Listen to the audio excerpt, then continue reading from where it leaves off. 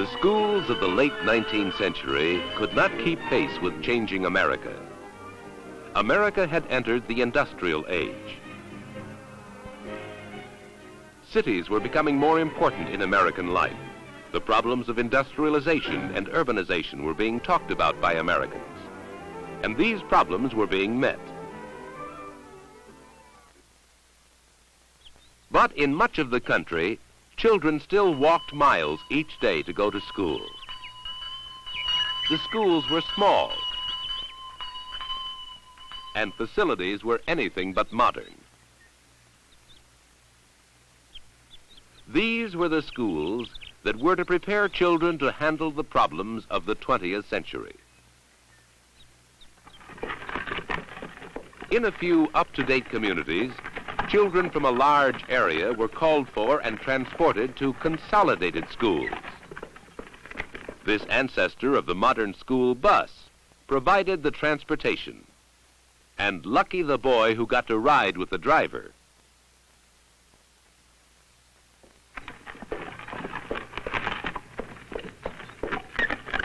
The Industrial Revolution was changing life outside the school. An educational revolution was changing life inside some of the schools. The object lesson of Pestalozzi had been introduced in this country in the 19th century. By direct contact with things, the child learned about real objects in the world around him. We may now think of this as a natural way of learning, but it was a radical break from the rigid, bookish discipline of the past. The kindergarten, originated by Friedrich Froebel, was first introduced into the United States in the 19th century. By the early 1900s, a number of metropolitan school systems had established them. In progressive elementary schools, Johann Friedrich Herbart's theories of curriculum correlation were in evidence. In these schools, individual subjects were not isolated, but art, language study, mathematics, all the elementary subjects were correlated with the study of history and literature. These new concepts of how children should be taught were fostered in teacher education institutions, which established laboratory schools. The Laboratory School of the University of Chicago, founded by John Dewey in 1896, set unprecedented examples. The imprisoning rows of desks were removed to give children space for work and play. Sand tables were brought in so children could recreate history, both American and European. John Dewey sought environments and situations so that children could learn by doing or experiencing. New projects like astronomy, pottery making, and printing increased a child's interest in learning. Lantern slides brought audiovisual materials to the classroom. This new stress on the activity of children in a child-centered school contrasted with the traditional subject-centered school. There were many teachers and parents who believed that the teaching of subject matter was the only real task of the school. They saw lack of system and waste of time in the reformers' plans. The National Education Association had formulated an elementary course of study back in 1893, which stated clearly that geography, grammar, literature, arithmetic, and history were the 5 major subjects of the first 8 grades. And this curriculum was the charter for the subject-centered schools for more than a quarter of a century. Too often, the talents of the child were sacrificed to an unyielding curriculum or inflexible teacher. There was a time for art in the crowded schedule, but it must not overlap the geography period. Meanwhile, child study and school study movements were begun. Children were measured and questioned and observed as efforts were made to establish norms for behavior and development.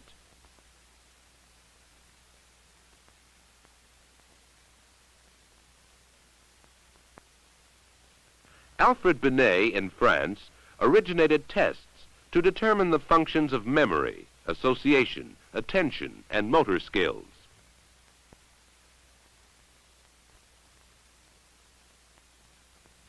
E.L. Thorndike and others began to devise achievement tests to determine the efficiency of different kinds of instruction. On the basis of these and other tests that were developed later, schools in different places could be studied and compared, and their accomplishments rated. The findings could guide teachers, parents, and citizens. In the high schools, an increasing number of youth sought specialized technical or vocational instruction.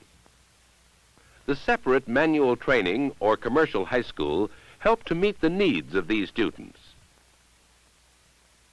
But in the majority of communities, the comprehensive high school expanded its curriculum to include these subjects. Widespread instruction in agriculture was stimulated by the federal financial aid of the Smith-Lever Act of 1914 and the Smith-Hughes Act of 1917. The 4-H Club was an outgrowth of this work. Boys and girls learned animal husbandry and other principles of scientific farming. The Smith-Hughes Act also included home economics and industrial subjects, and more high schools offered these subjects every year. The teaching of science in the public schools was accepted in more and more communities. Physical education was added to the curriculum. As a part of efforts to make schools fit the growth patterns of children, junior high schools were begun in many states after 1909. So by the 1920s and 1930s, we had evolved state-prescribed courses of study, supervised on the local levels, and administered by professionally trained staffs, taught by teachers who had learned to keep the needs of the individual child in mind. Teachers were free to devise ways and means of molding subject matter to the needs of the child, taking into consideration both the slow and brilliant student.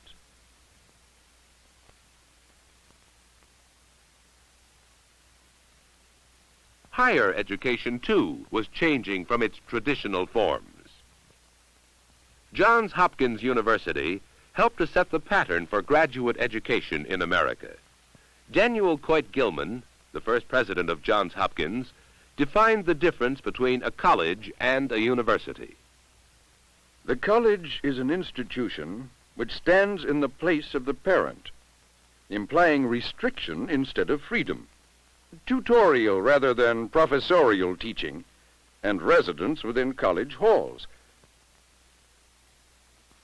But a university is a place for advanced and special instruction of youth who have been prepared for their freedom by the discipline of a lower school. Seeking this ideal, many American universities developed and helped America achieve scientific leadership. During the 1920s, state boards of education began to set higher standards of excellence for the public schools.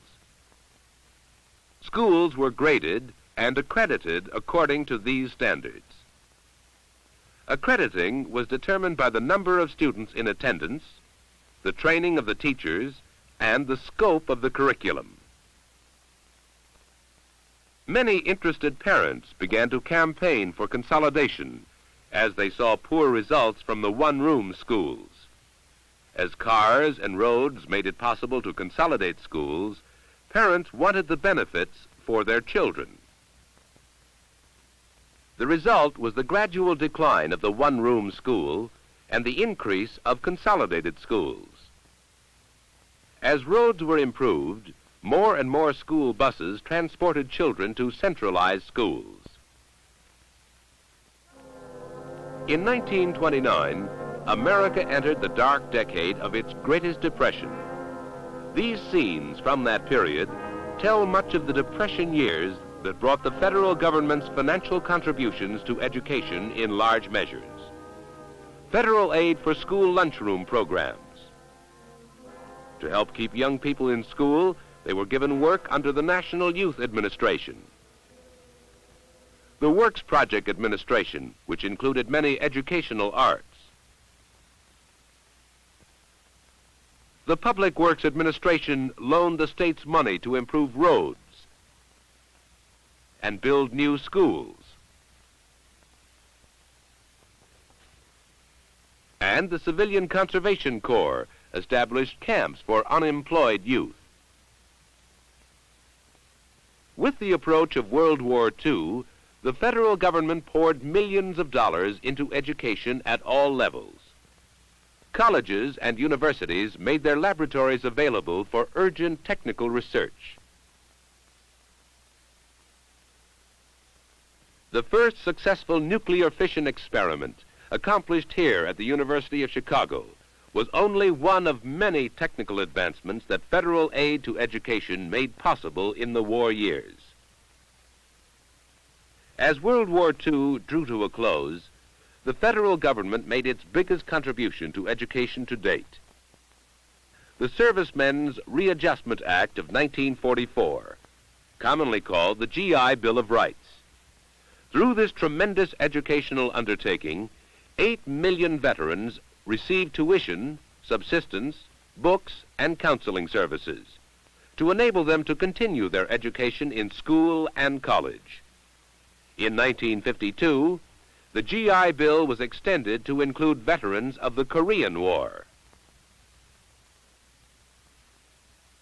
Supreme Court decisions in mid-century materially affected our educational system.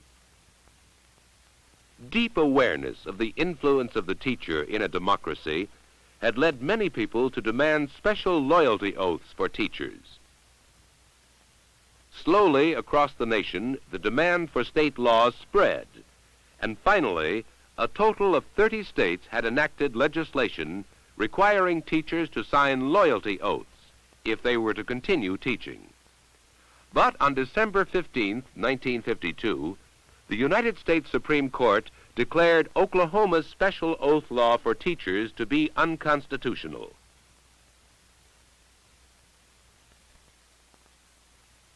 A second Supreme Court decision had to do with racial segregation in the public schools. By custom and legal enactment, separate educational facilities for Negroes and whites had been provided in many parts of the country. Chief Justice Warren, reading the Supreme Court's unanimous decision on May 17, 1954, said, "We conclude that in the field of public education, the doctrine of separate but equal has no place. Separate educational facilities are inherently unequal."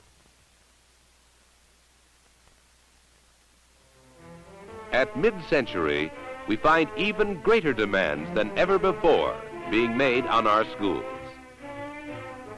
To meet these demands, we need more classrooms taught by well-prepared teachers trained in the use of modern teaching tools.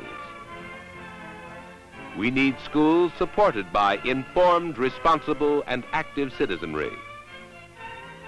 For only with community support have our schools been able to meet the needs of their times since colonial days.